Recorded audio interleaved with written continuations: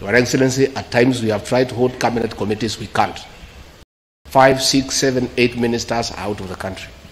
Some change clothes at the airport from one country to another. That is the truth.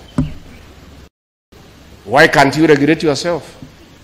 If the president was to travel and honor every invitation, he will be out of this country the whole year. You just have to decide what is useful and other things you can leave to our ambassadors out of the country. Please let the president not limit your travel. Just be responsible. You have a work to do, and the work is here in Kenya. Again, Your Excellency, we have done so much as an administration, but the information is not out there. Our ministers are quiet. They are called for TV interviews, they don't show up to say what they have done. And then the media have a field day because nobody talks for government. I would rather we spend more time explaining to the people of Kenya what we have done in our respective dockets as opposed to travel. And if we have to travel, let's travel up country to where wananchi are and explain what we are doing. I don't think the president will cap your travel out of Nairobi. I don't think he will. I don't think he will.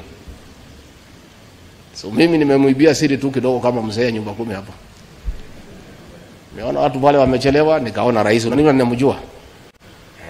Nikaona uso yake nikajua hapa kimeumana. Sababu leo ni siku ya performance contract. Ile siku muhimu sana ya kuja kuweka. Na wewe umefika pale, rais amekaa. Tayari amekaa na ndiye rais wa Jamhuri ya Kenya. Wewe umechelewa ukiwa kuona nani? Who else have you gone to see? These are things myself I don't understand. As I said, you know, mimi sielewi. Mimi mambo ingine sielewi. So mimi boss nachunga kazi yangu. Unajua rais, tangu uniteue, I've been late in your meeting one day only. Na rais wewe ndio ulinichanganya siku hiyo. Because ulisema utatoka hapa saa 1:30 tukutane airport saa 2, ukatoka saa 12:30. Sasa by the time nimefika nikakuta umeketi. And I was embarrassed because where else was I when my boss is seated waiting?